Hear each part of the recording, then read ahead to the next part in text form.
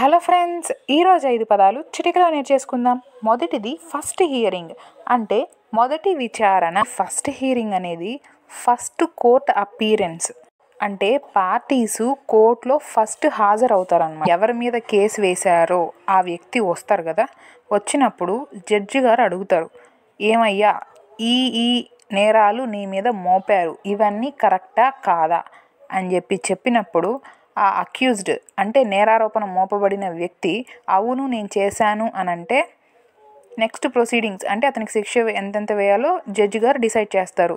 లేదు నేను చేయలేదు అని అంటే సరే నీకు కావాల్సిన ఎవిడెన్సులు పెట్టుకో అని చెప్పి విచారణ కోసం నెక్స్ట్ డేట్ అనేది ఇచ్చేస్తారు. సో ఫస్ట్ హియరింగ్ అంటే మొదటి విచారణ. రెండవది ఎగ్జిక్యూషన్ పిటిషన్. ఈ ఎగ్జిక్యూషన్ పిటిషన్ అనేది డిక్రీ లేదా జడ్జిమెంట్ దాన్ని అమలు చేయడానికి దాఖలు చేసే చట్టపరమైనటువంటి పత్రం. For example money recovery suit వేసాడనమాట, ఇతనికి ఫేవర్గానే జడ్జిమెంట్ వచ్చింది. సో జడ్జిమెంట్ వచ్చిన తర్వాత ఈ జడ్జిమెంట్ని ఏదైతే నాకు అమౌంట్ తీసుకోమని చెప్పి ఒక ఆర్డర్ ఇచ్చారో దీన్ని ఎగ్జిక్యూట్ చేయండి, దీన్ని అమలు చేయండి అని చెప్పి అతను మళ్ళీ ఎగ్జిక్యూషన్ పిటిషన్ వేసుకోవాలి.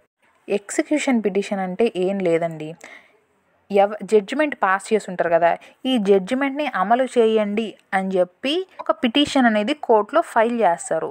దాన్నే ఎగ్జిక్యూషన్ పిటిషన్ అంటారు. మూడవది ఇంటరిమ్ డిక్రీ, అంటే మధ్యంతర డిక్రీ లేదా తాత్కాలిక డిక్రీ. ఈ ఇంటరిమ్ డిక్రీ అనేది ఒక కోర్టు ఆర్డర్. ఇది ఏం చెప్తుంది అంటే కేసులో ఎవరైతే పార్టీలు ఉన్నారో వాళ్ళ యొక్క రైట్స్, లైబిలిటీస్, ఇది ఫైనల్ జడ్జిమెంట్ ఇవ్వడానికి ముందే ఈ ఇంటరిమ్ డిక్రీ అనేది పాస్ చేస్తారు.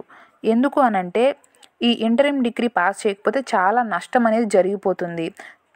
జడ్జిమెంట్ వచ్చే వరకు ఆ నష్టాన్ని నిరోధించడానికి ఇంటరిమ్ డిక్రీ అనేది పాస్ చేస్తారు. నాలుగవది డిటర్మినేషన్, అంటే నిశ్చయించడం, నిర్ధారించడం. డిటర్మైన్ చేయండి అని అంటారు కదా, అంటే ఏంటి, నిశ్చయించండి, మీరు చెప్పండి, నిర్ధారించండి అని అర్థం. ఐదవది అపోర్షన్డ్, అంటే విభజించబడడం.